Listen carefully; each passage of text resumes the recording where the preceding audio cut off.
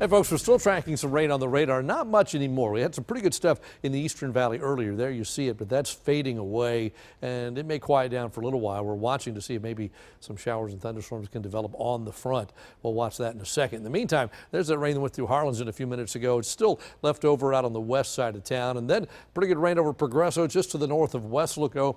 Everything pushing southward relatively quickly. Another one just south of the Far Bridge right here, and then just right there, just south McAllen, but right where McAllen and Far meet, a brief little shower there. Doesn't amount to a whole lot. But we zoom back just a little bit and you can pick out the front. Right there it is, working its way southward into South Texas. Temperatures behind the front are cooling off. It takes a little while. San Antonio's down to 66. Victoria's at 59. Houston at 64.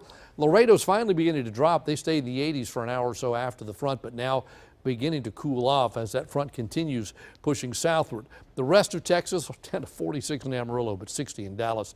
Same thing in San Angelo. So our temperatures in the 80s, kind of the lone holdouts in the warm weather, which is somewhat typical. Front pushes southward tonight, goes across the valley, could trigger a couple of thunderstorms over the region. Then it moves on southward. Cooler air builds in during the overnight hours, and the clouds tomorrow may be here early, but as the day goes on, they thin out. We shouldn't end up with some afternoon sunshine.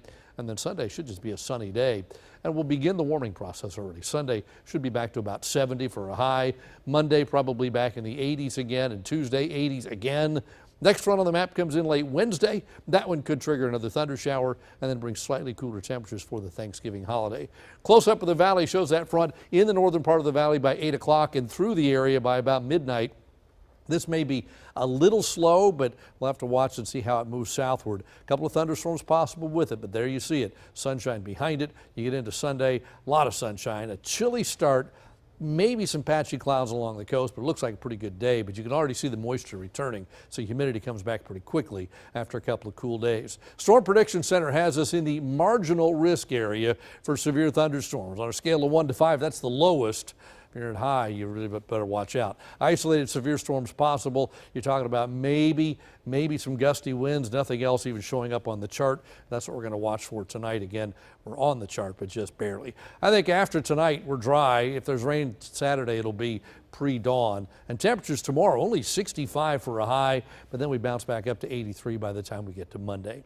So tonight, after the front, temperatures start to cool off. We end up at a low of 52, a shower thunderstorm, then turning windy and cooler.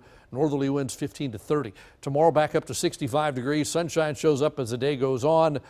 45 degrees Sunday morning. It will be the coolest morning in a long time on Sunday morning. Back to 72 for a high. But look at that. Monday, Tuesday, Wednesday, back in the 80s again with spotty showers with that next front on Wednesday. Then for Thanksgiving, could be a leftover shower, a high of about 77.